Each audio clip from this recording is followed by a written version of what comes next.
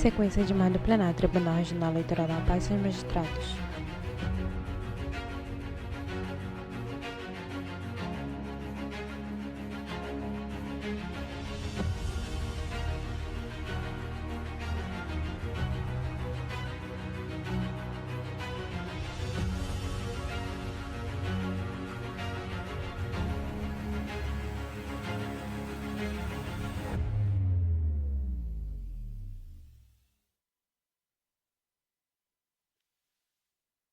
Havendo quórum, Foco no desembargador Agostinho Silvério, vice-presidente do TRE.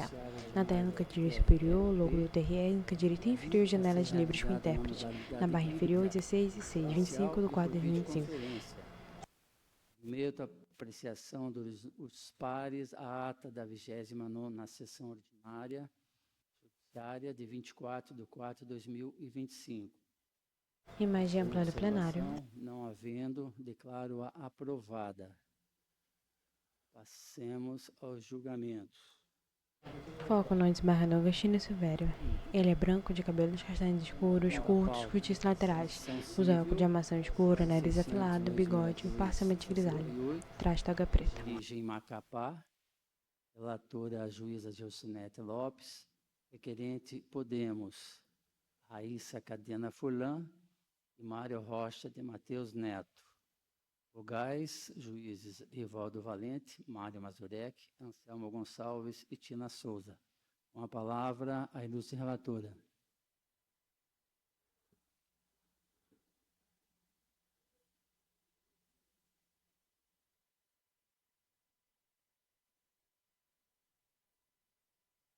Foco na juíza Gilcete Lopes. Ela é branca, de cabelos castanhos escuros e encaracolados, curtíssimos. Usa leve maquiagem, óculos de armação escura e traz toga preta. Possibilitando a legenda realizar a juntada de documentos. Após análise preliminar, foram identificadas inconsistências e falhas formais nos documentos inicialmente apresentados, ensejando, então, a intimação do partido para promover a devida regularização. Atendendo à determinação, o Diretório Regional do Podemos, no Amapá, apresentou as suas justificativas e documentos comprobatórios com o objetivo de sanar os vícios apontados na fase inicial de análise.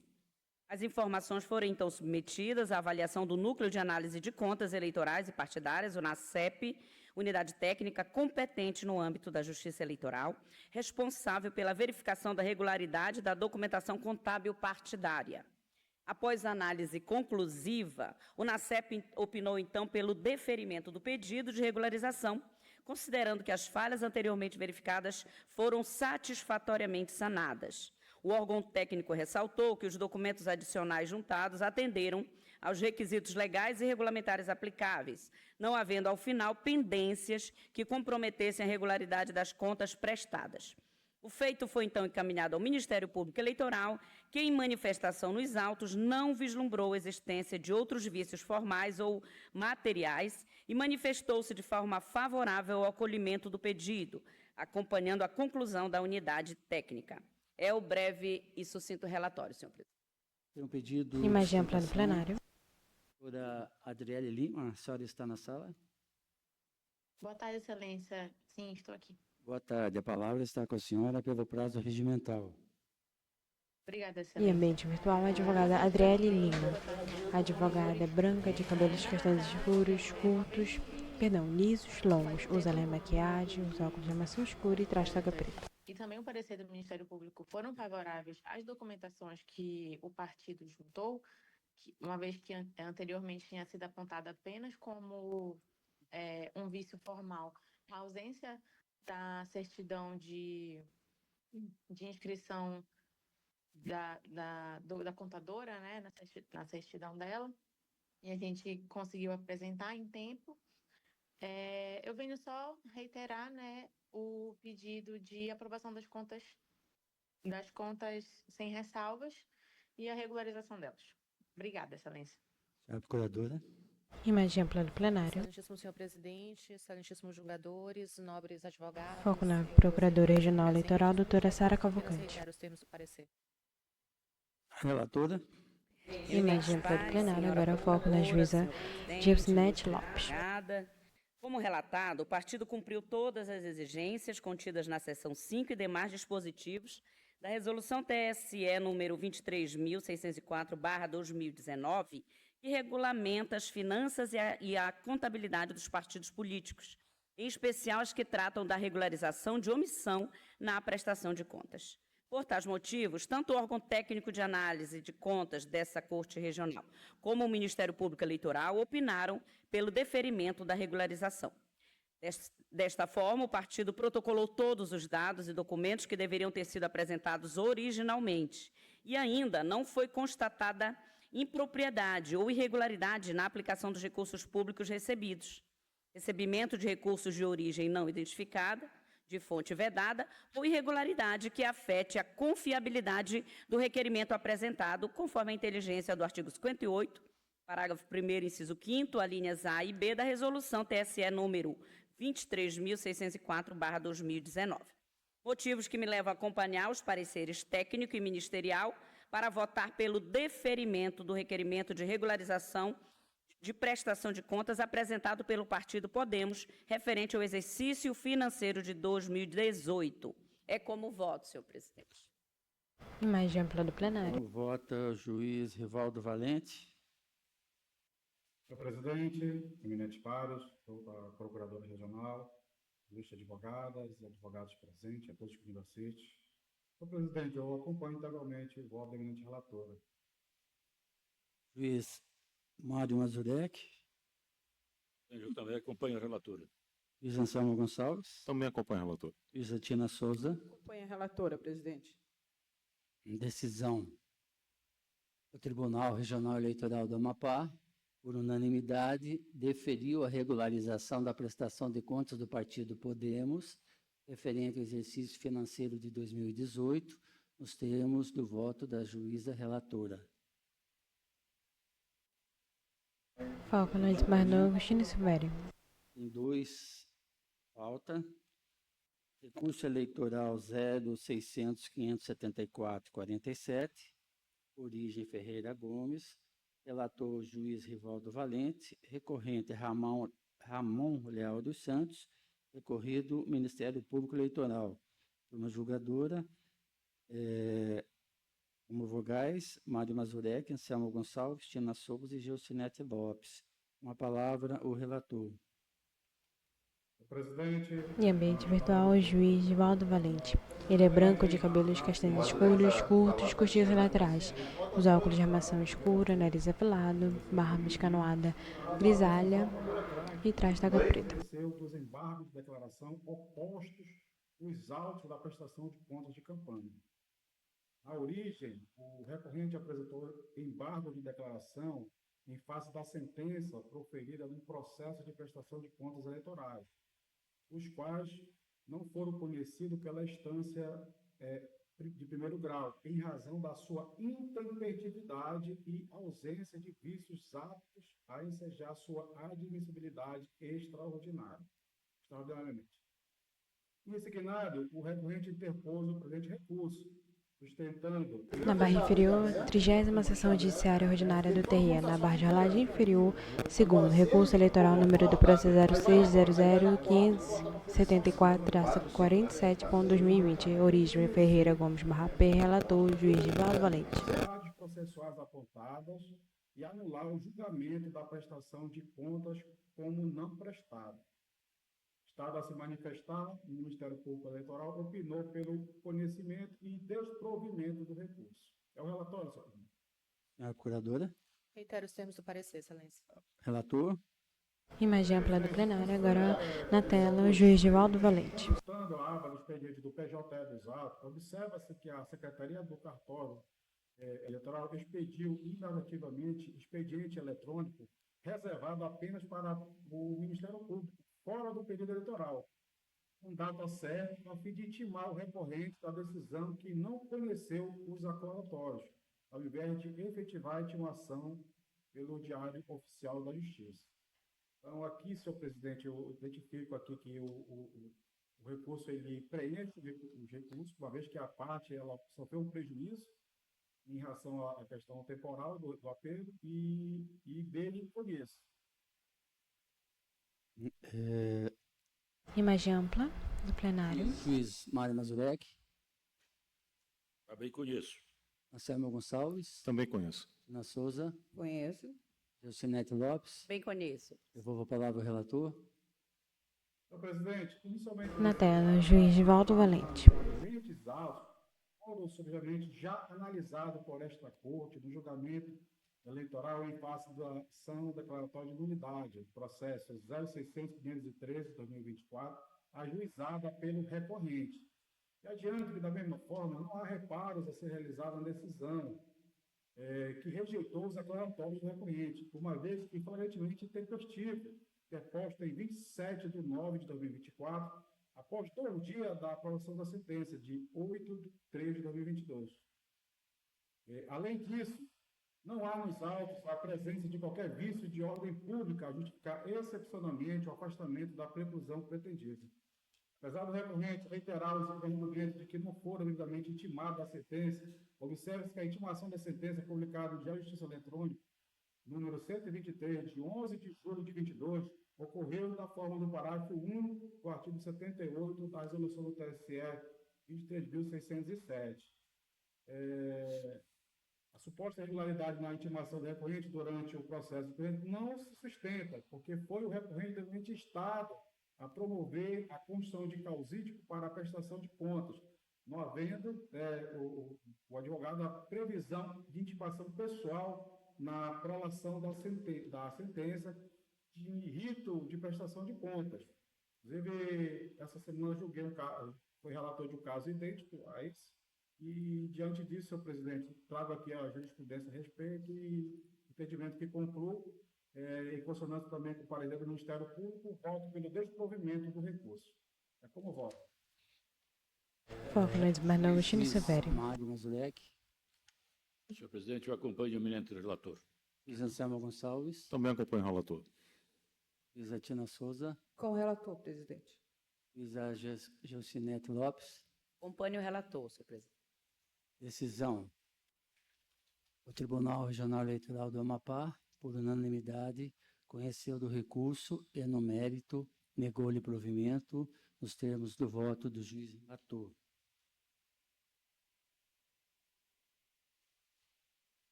Eu passo a presidência para o embargador Mário Mazurek, tendo em vista que sou o relator dos próximos feitos.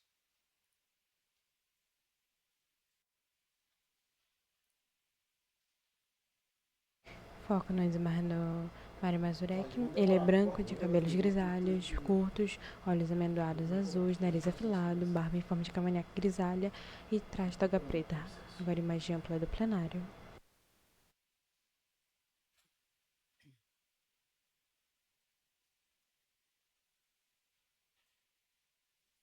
Apareceu.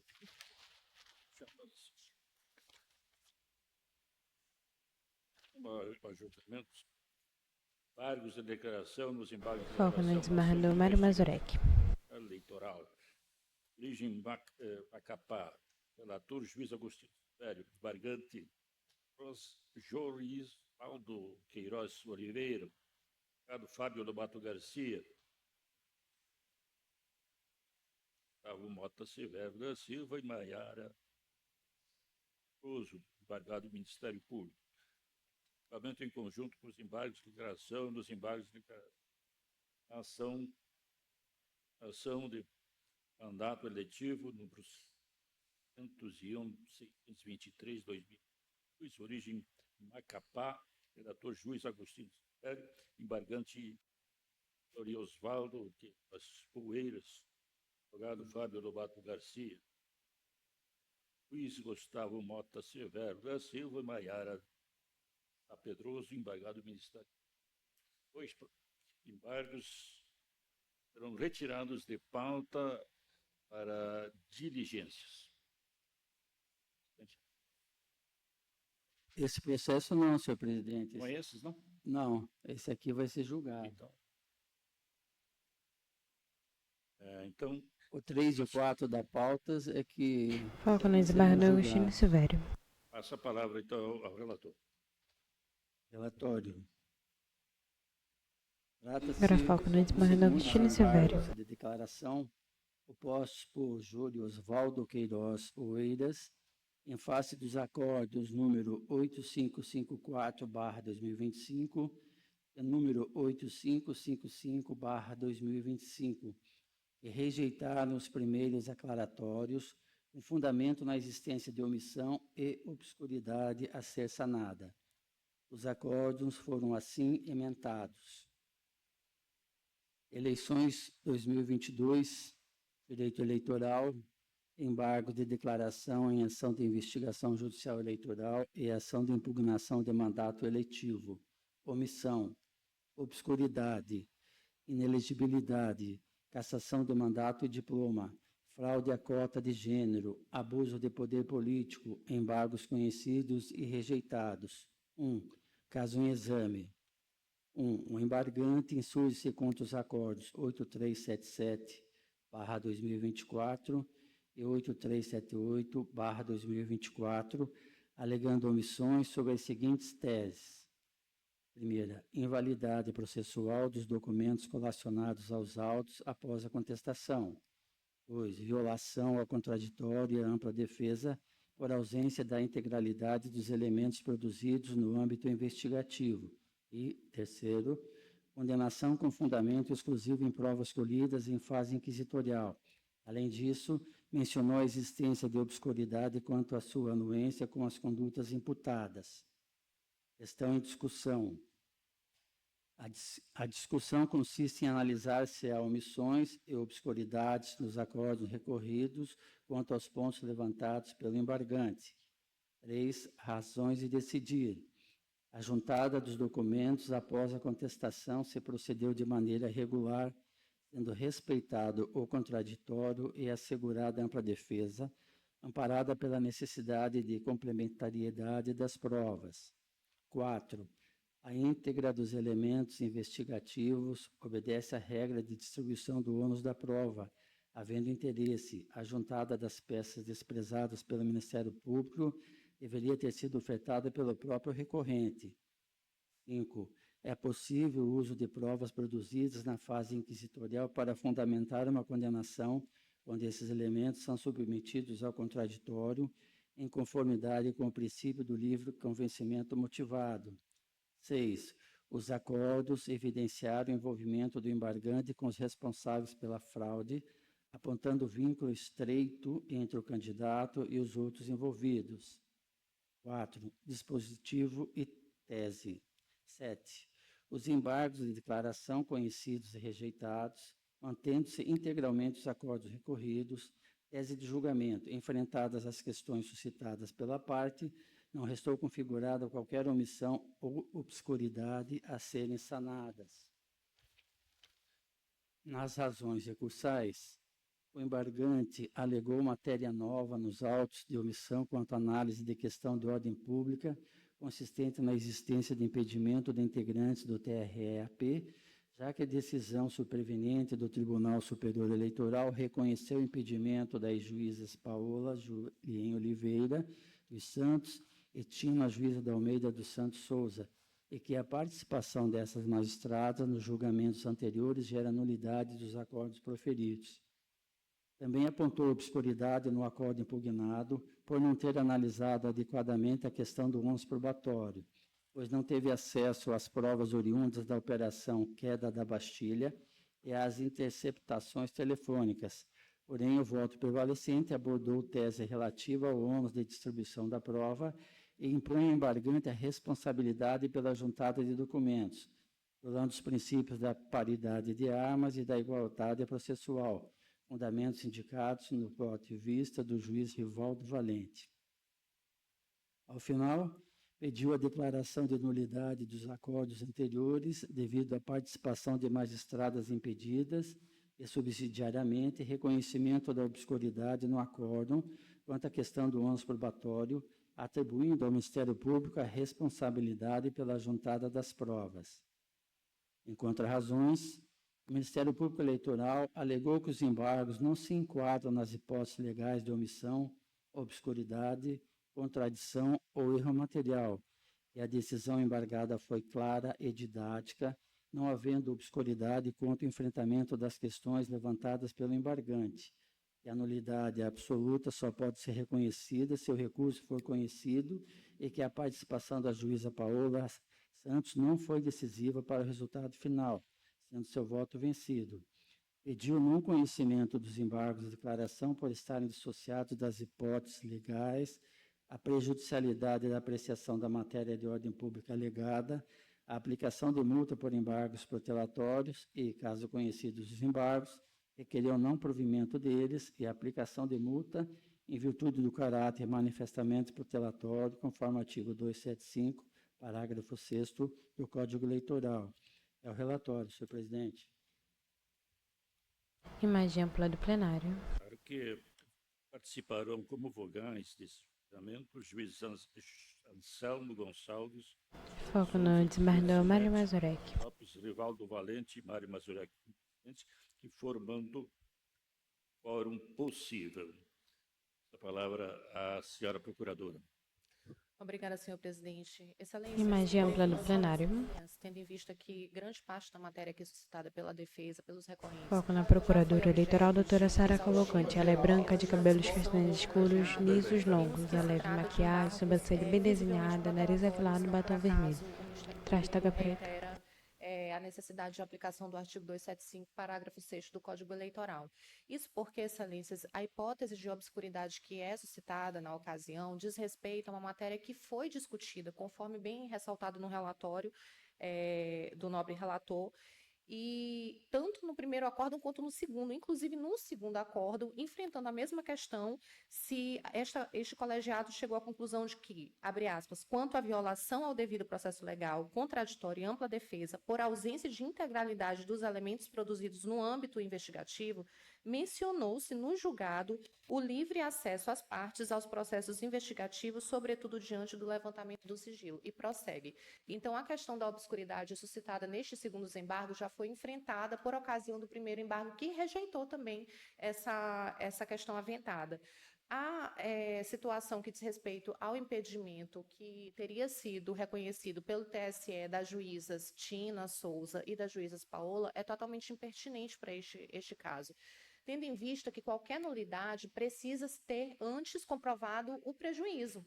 E no caso dos autos, é visível que não houve prejuízo à defesa pela participação da juíza Paola, porque a juíza Paola votou com os recorrentes. Na verdade, o voto da juíza Paola foi vencido pela improcedência da AIME. E a juíza Tina Souza não participou na ocasião. Então, como é que o recorrente pode alegar um prejuízo a ponto de suscitar uma nulidade na ação de impugnação de mandato eletivo se não houve qualquer impacto no quórum que decidiu pela procedência das ações, da participação ou, no caso da juíza Tina Souza, da não participação? Esta, inclusive, é uma jurisprudência reiterada do Supremo Tribunal Federal em relação aos impedimentos de membros que compõem órgãos colegiados. Se não há uma composição do quórum que gerou o resultado decisivo, não há, portanto, prejuízo que justifique a alegação de nulidade.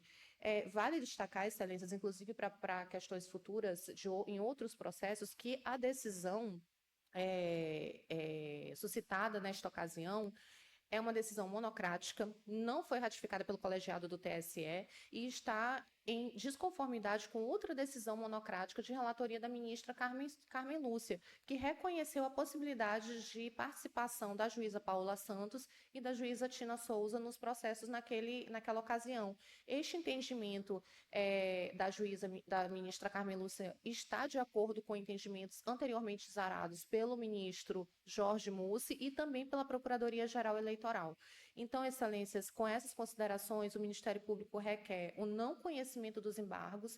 Vale ressaltar que, não havendo conhecimento dos embargos, a jurisprudência também é firme no sentido de que, não conhecido o recurso, não é possível se analisar a questão, ainda que de ordem pública nele veiculada. Então, esta é a situação dos autos, mas caso seja reconhecido, tendo em vista a absoluta ausência de prejuízo e de obscuridade, mas de prejuízo em relação à participação das juízas aqui mencionada, o Ministério Público requer o não provimento do apelo. Obrigada.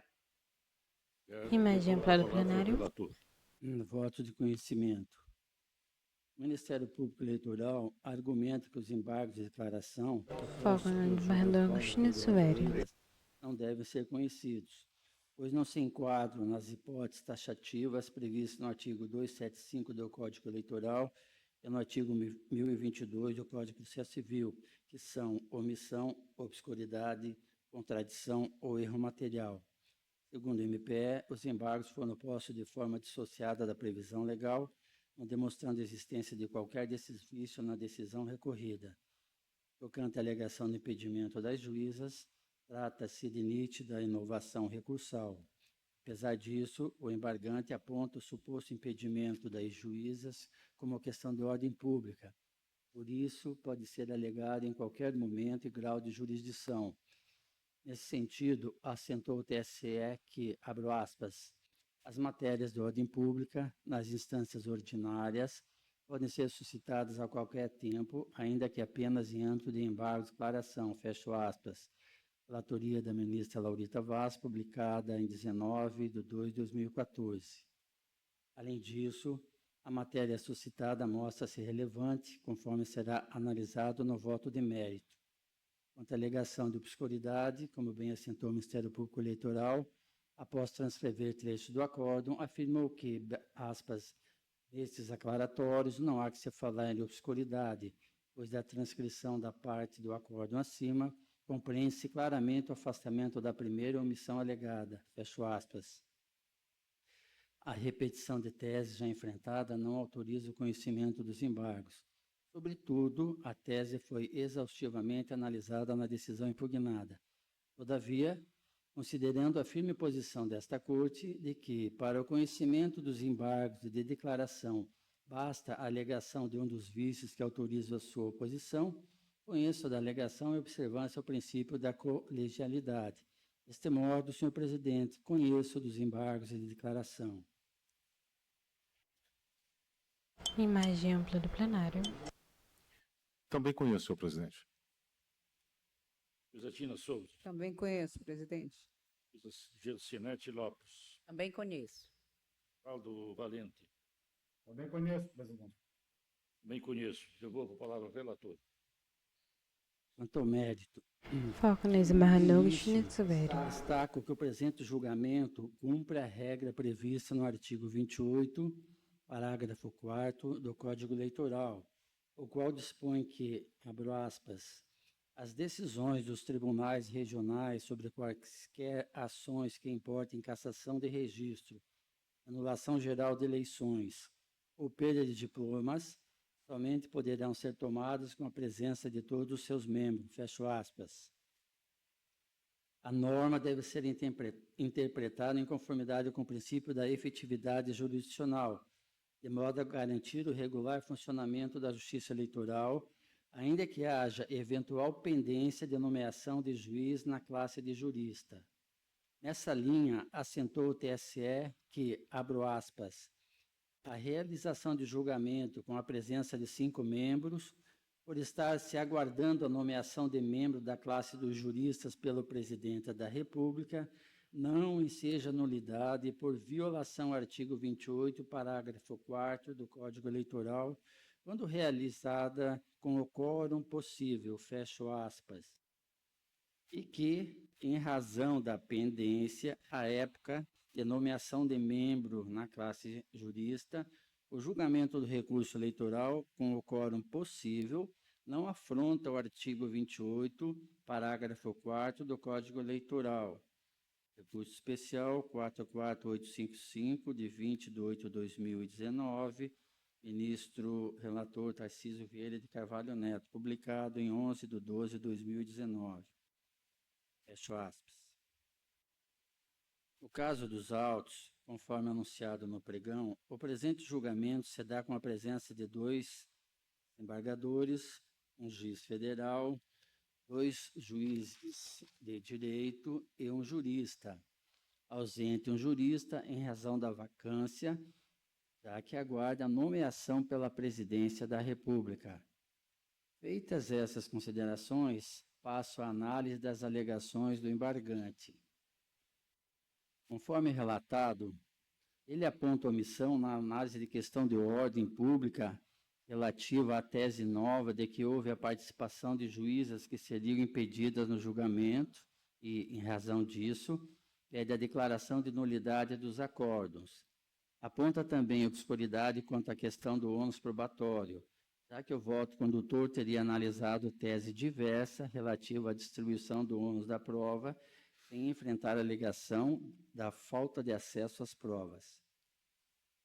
Relativamente à obscuridade, o acórdão enfrentou detalhadamente a alegada ausência de acesso aos autos da investigação pelo embargante, ao assentar que foi garantido o contraditório e assegurada a ampla defesa, com a disponibilização dos documentos, além de ter sido dada oportunidade de manifestação das partes. Confira-se. Eu coloco aqui no corpo do voto todo o texto que já tinha sido analisado, julgado em procedimento anterior. Sobre esse ponto, o embargante insiste que as mídias oriundas da operação, abro aspas, queda da Bastilha, não foram anexadas aos autos e que a defesa não teve acesso a elas, apesar de existir decisão autorizando o compartilhamento. Porém, conforme assentado no acordo embargado, não houve violação ao contraditório e ampla defesa, em virtude da alegada ausência da integralidade dos elementos produzidos no âmbito investigativo, em virtude dos seguintes fundamentos. 1.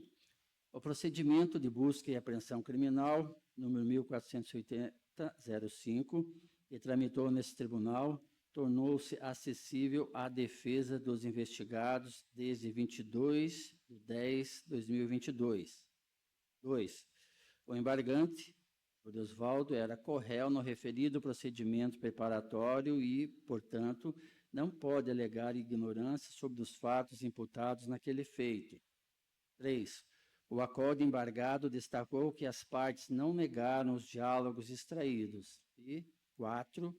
É encargo da defesa a juntada de documentos complementares em relação àqueles apresentados pelo órgão ministerial, já que incumbe ao investigado integrar o arcabouço probatório com a contraprova ou juntada de comprovação de dificuldades impostas pela autoridade policial.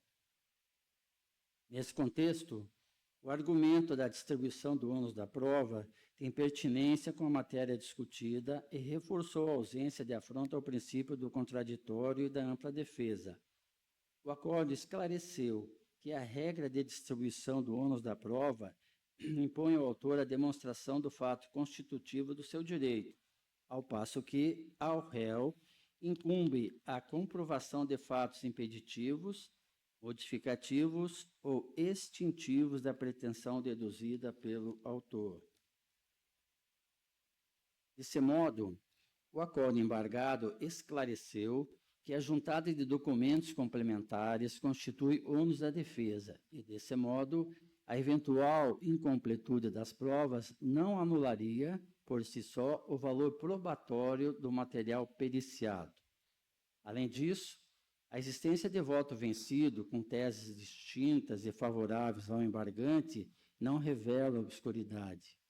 O artigo 941, parágrafo 3º do CPC, estabelece que o voto vencido é parte integrante do acordo para todos os fins legais. No entanto, isso não implica que o acordo seja obscuro, já que a razão de decidir do acordo está claramente exposta no voto vencedor, que foi o fundamento principal da decisão. Nesse sentido, a existência de um voto vencido não altera a clareza dos fundamentos que levaram ao resultado do julgamento. Os embargos de declaração têm a função de esclarecer pontos obscuros, omissos ou contraditórios na decisão, e não de rediscutir a matéria. A existência de um voto vencido não se enquadra nesses requisitos, pois não há obscuridade em nenhum dos votos. Assim, não observa a alegada obscuridade.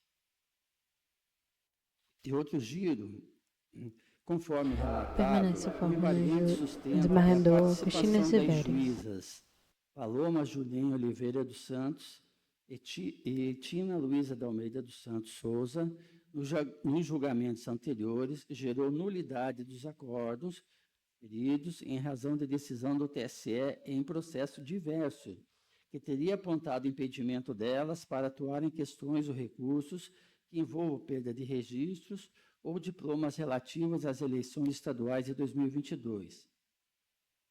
Na verdade, ao analisar detidamente a matéria, observa-se que o TSE, ao enfrentar a alegação de impedimento sobre esse mesmo fato, apresentou soluções distintas para o caso. Inicialmente, a decisão da ilustre ministra Carmen Lúcia, no agravo em recurso especial eleitoral número 0601-542-45-2022, datada de 31 de maio de 2024, manteve firme a conclusão desta Corte de que a vedação do artigo 14, parágrafo 3º do Código Eleitoral subsiste depois do período eleitoral somente para os eventuais feitos decorrentes do processo eleitoral que envolva de forma direta o parente. Abro aspas, TSE, no recurso especial 061-54245, relatoria da ministra Carmen Lúcia, de 31 de maio de 2024, fecho parênteses, fecho aspas.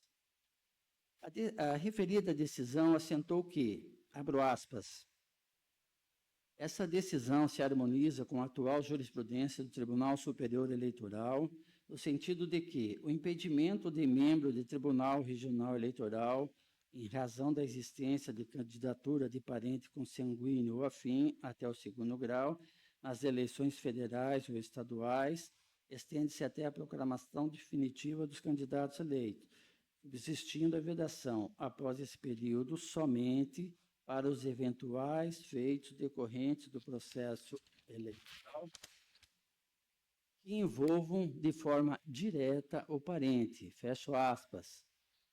Esse agravo aqui foi na reclamação número 0600-910-42, relator o ministro Jorge Mussi, publicado de GE 24/10/2018.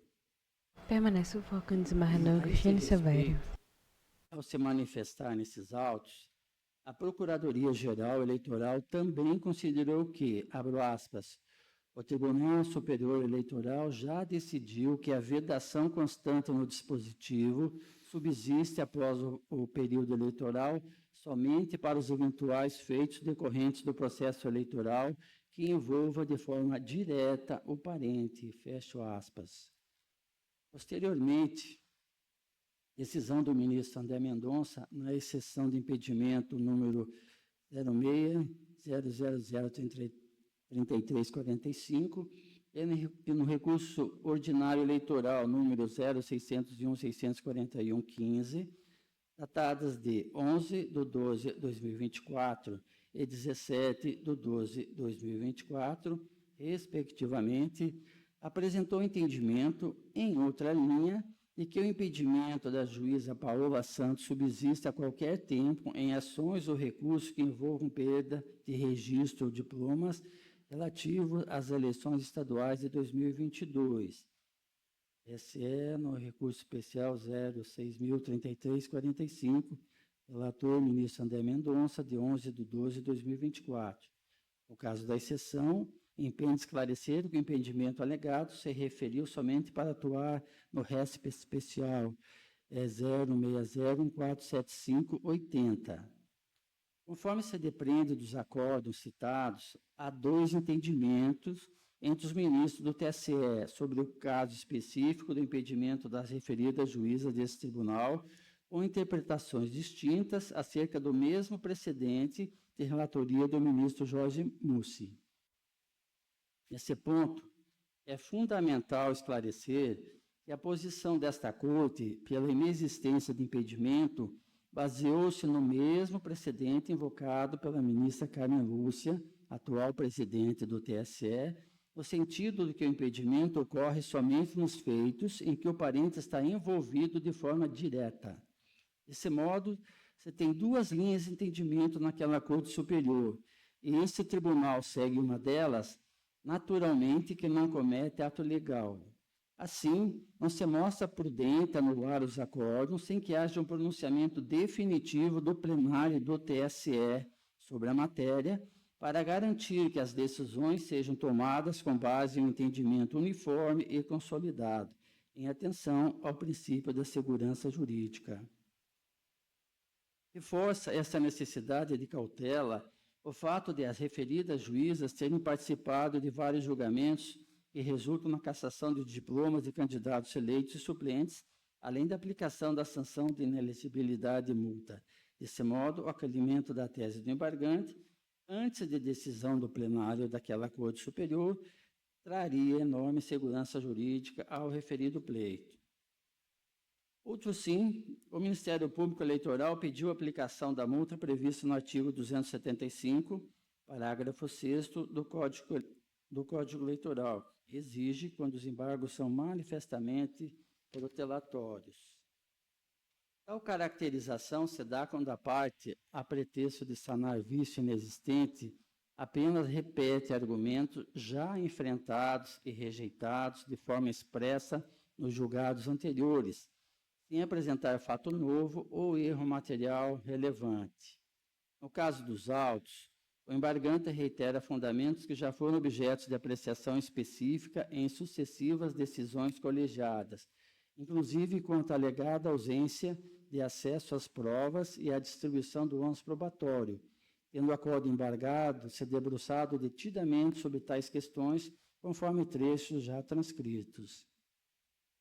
A insistência em teses já decididas, sem apresentação de novos elementos fáticos ou jurídicos, evidencia o uso dos embargos como instrumento para retardar o desfecho do processo, configurando o intuito manifestamente dilatório. Nesse cenário, mostra-se cabível a imposição de multa, nos termos do artigo 275, parágrafo 6º do Código Eleitoral, a ser fixado em valor compatível com a reiteração injustificada da medida. A esse respeito, destaque-se que esse tribunal, em recente julgado, aplicou multa em razão do caráter protelatório dos embargos em situação idêntica à dos autos. E veja-se. Eleições 2022, direito eleitoral, embargos de declaração, captação ilícita de sufrágio, abuso de poder, omissões, multa, inelegibilidade, caráter protelatório, embargos rejeitados, multa aplicada. 1. Caso em exame. Primeiro, a embargante insurge contra os acordos número 8382/2024 e 8383/2024, alegando omissões sobre as seguintes teses. 1. A nulidade das provas decorrentes exclusivamente de denúncia anônima. 2. A competência do Tribunal Regional Eleitoral quanto ao inquérito relacionado à prerrogativa de foro. 3. A especificação das provas que fundamentam a condenação. 2. Questão em discussão. Segundo, a questão em discussão consiste em saber se os embargos declaratórios identificam omissão no julgado embargado e se os argumentos apresentados configuram caráter protelatório. 3. Razão de decidir. Terceiro, o tribunal já examinou as alegações de nulidade de provas e competência jurisdicional, demonstrando a regularidade da atuação inicial do juiz de primeiro grau e a ausência de prerrogativa de foro dos investigados no momento das investigações. Quarto, as provas condenatórias estão especificadas nos acordos anteriores, conforme elementos extraídos das conversas periciadas, apreensões e depoimentos testemunhais que confirmaram a prática de ilícitos eleitorais. Quinto, a reiteração de argumentos já enfrentados nos primeiros embargos demonstra intenção protelatória, configurando abuso de direito de recorrer. Quarto, dispositivo e tese. Quinto, embargo de declaração rejeitados com aplicação de multa embargante no valor de um salário mínimo. Tese de julgamento.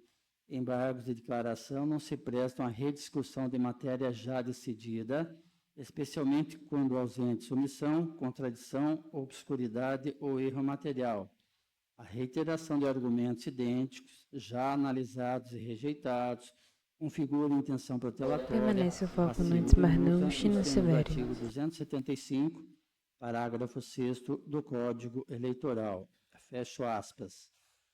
Diante do exposto, rejeito os embargos de declaração, uma vez que não se verifica a alegada omissão ou obscuridade alegadas nos acordos embargados, tampouco nulidade decorrente de impedimento de magistrados. Aplico multa de um salário mínimo ao embargante, nos termos do artigo 275, parágrafo 6º do Código Eleitoral, em razão do caráter manifestamente protelatório, tendo em vista a rejeitada apresentação de tese analisada mais de uma vez neste mesmo feito. É como voto, senhor presidente. Foco no desembargador Mário Mazurek.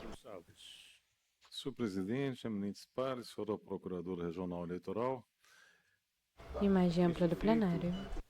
traz uma matéria que, com certeza, será reiteradamente apresentada neste plenário, seja a alegação de nulidade pelo impedimento das juízas Paola e da juíza Tina. Então, Foco na juíza Samuel Gonçalves. Ele é branco, careca, usa óculos de armação escura e traz toga preta. no âmbito desses embargos de declaração, se aplicará a casos, com certeza, reiterados que virão. E eu não posso deixar de considerar que verdadeiramente o eminente relator fez uma análise muito acurada e muito pertinente em relação ao posicionamento do TSE acerca das consequências desse impedimento e por que a atuação das juízas fora do período previsto no artigo 14, parágrafo 3º do Código Eleitoral, não gera nulidade, que diz respeito exatamente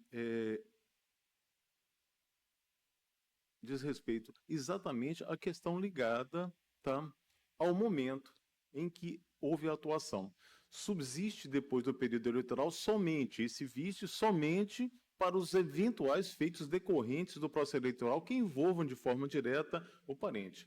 Então, a base vai ser realmente essa, embora tenha pronunciamento distoante, nós perfilhamos esse entendimento e acredito que para os feitos futuros tenhamos também de invocar esse precedente e o que nós decidimos neste julgamento para os próximos. E é muito pertinente a observação feita pela Procuradora Regional Eleitoral, a doutora Sara, no que diz respeito à ausência de prejuízo.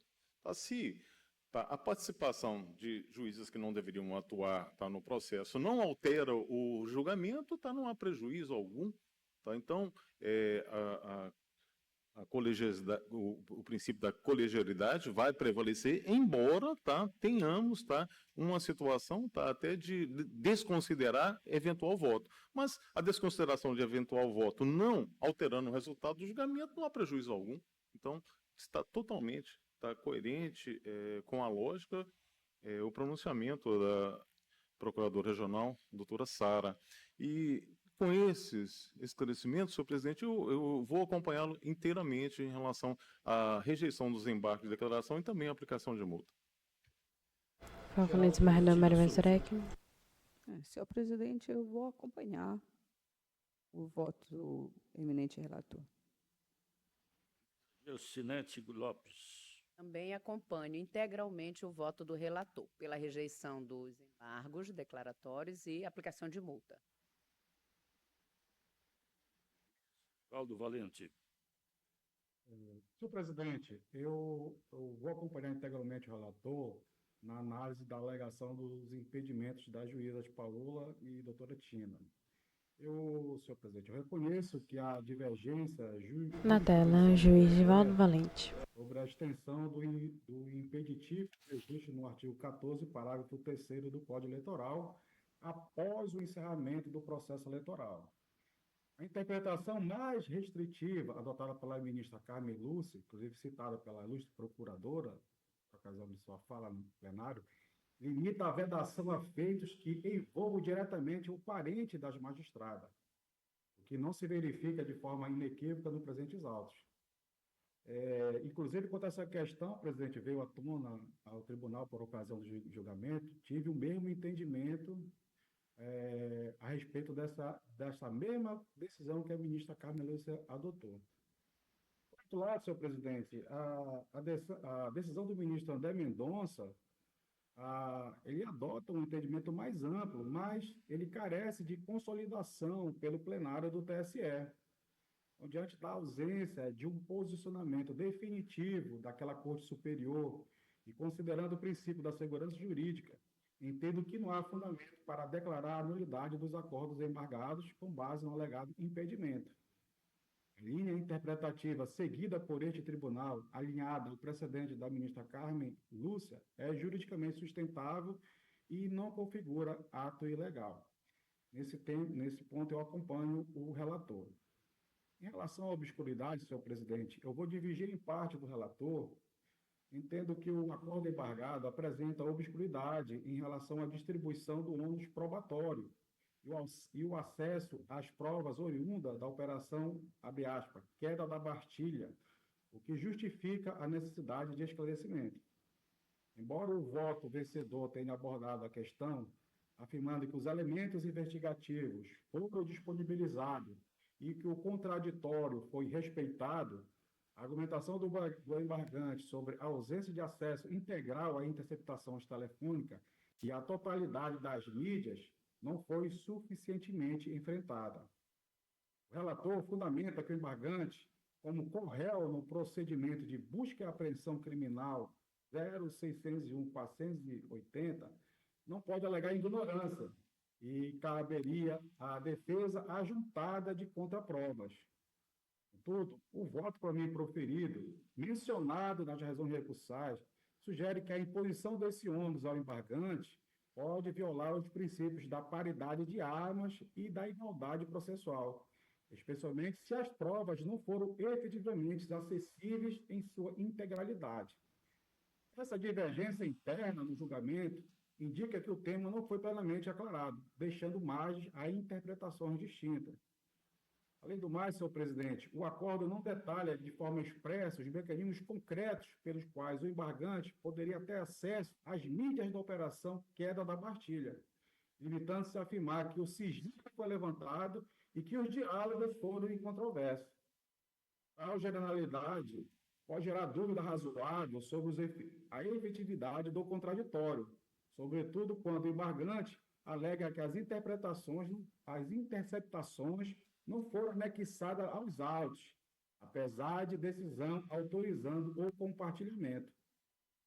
A jurisprudência do TSE, relatoria do ministro Edson Fachin, reforça que o acesso integral às provas é essencial para garantir a ampla defesa, cabendo ao Ministério Público, como autor da ação, a iniciativa de juntá-las, salvo se o réu tiver tido oportunidade inequívoca de contraprovar.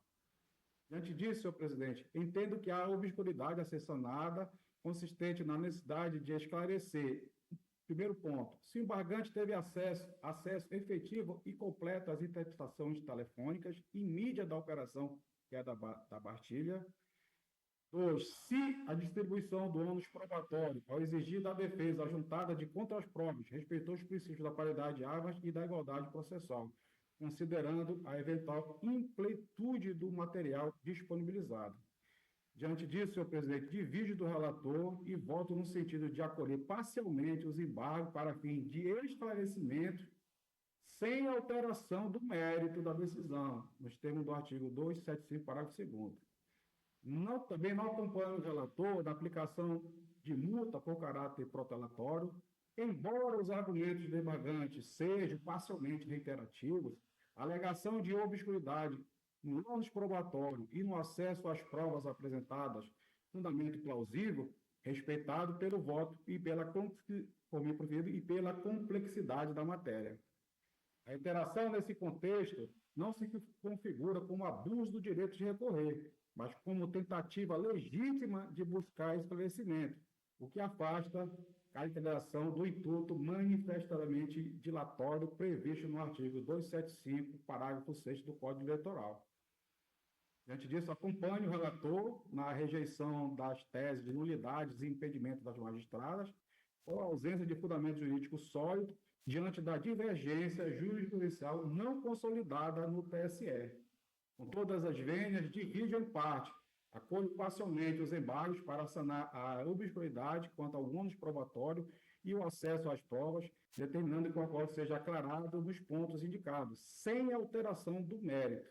Por fim, rejeito o pedido de aplicação de multa por não configurar o caráter protelatório. É como eu voto, senhor presidente. Foco no desembargador Mário Mazurek. Obrigado, senhor Paulo. Eu acompanho o eminente relator. O voto proferido foi bem esclarecedor e eu estou acompanhando. Eu proclamo a decisão do Tribunal Regional Eleitoral do Amapá, por unanimidade, conheceu dos embargos de declaração e, no mérito, por maioria, rejeitou-os, aplicando-lhes multa de natureza protelatória dos termos dos votos proferidos, vencido, em parte, o juiz Rivaldo Valente quanto à aplicação da multa.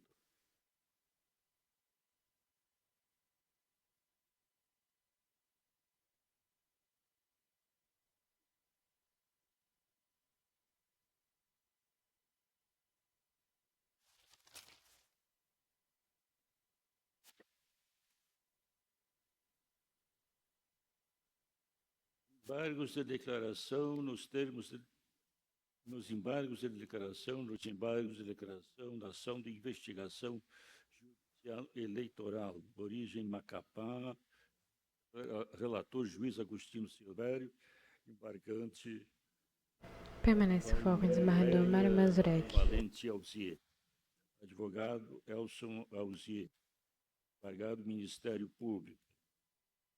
Regulamento em conjunto com os embargos de declaração na representação especial número 675, origem Macapá, relator juiz Agostinho Silvério, embargante Valdinéia Valente Alzier, advogado Elcio Alzier e Lorena Traice Dantas Gonçalves, do Ministério Público. Processos serão retirados de pauta, são retirados de pauta para diligência.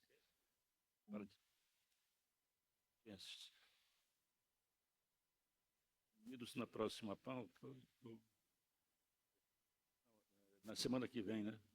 Senhor presidente, eu sugiro a data de 22 de maio para dar tempo de publicação, encaminhar o MP. Casos na pauta do dia 22 de maio. Devolvo a palavra. Imagem ampla do plenário. Devolvo a presidência ao senhor presidente. Consulto os Foco no desembargador Agostinho Silvério. mesa. Não havendo outros processos, declaro encerrada a presente sessão judiciária. Imagem ampla do plenário.